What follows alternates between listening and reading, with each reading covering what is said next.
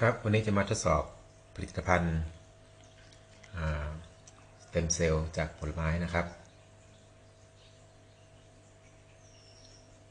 ว่าสามารถล้างสารพิษได้อย่างไรนะครับอันนี้คือแก้วเปล่านะครับนี่คือใช้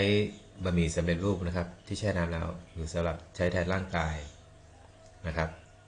ก็เทลงไป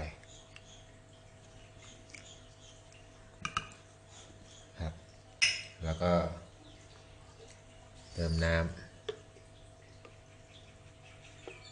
โอเคนะครับเสร็จแล้วเราจะใช้สิ่งสกปรกเนี่ยคือไอ้ตัวนี้นะครับเบตาดีนนะครับแทนสิ่งสกปรกก็เทลงไปเช่นกันนะครับ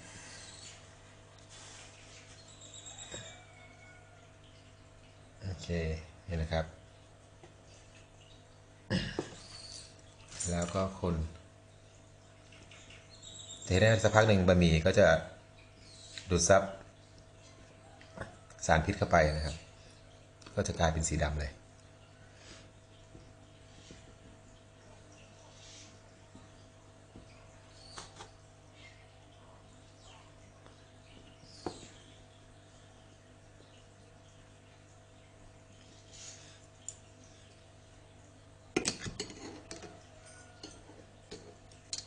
นี่นะครับ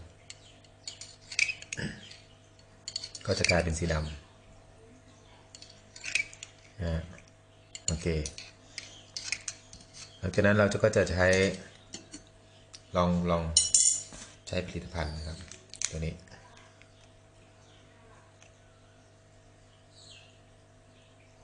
ล้างสารพิษดูมาดูนะครับ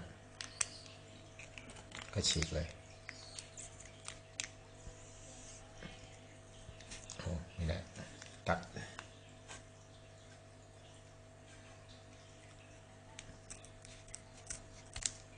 โอเคนะครับแล้วก็เทลงไป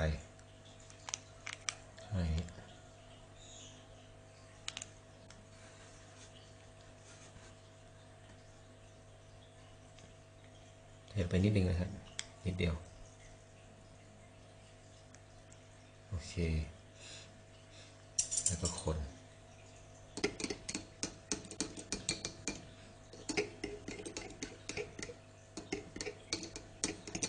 ครับก็จะเห็นไหมครับ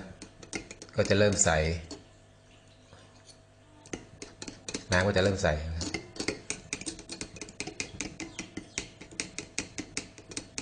เพราะว่าไอ้ตัวนี้ก็จะช่วยล้างสารพิษออกจากร่างกายโอเคครับใส่พริกขี้ใส่ไปเรื่อยๆนะครับใส่นิดนึงนิดเดียวโอเคดูนะครับ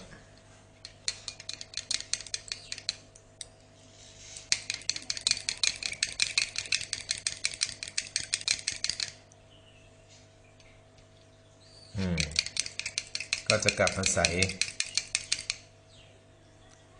เหมือนเดิมน้ำใสเลยนะครับ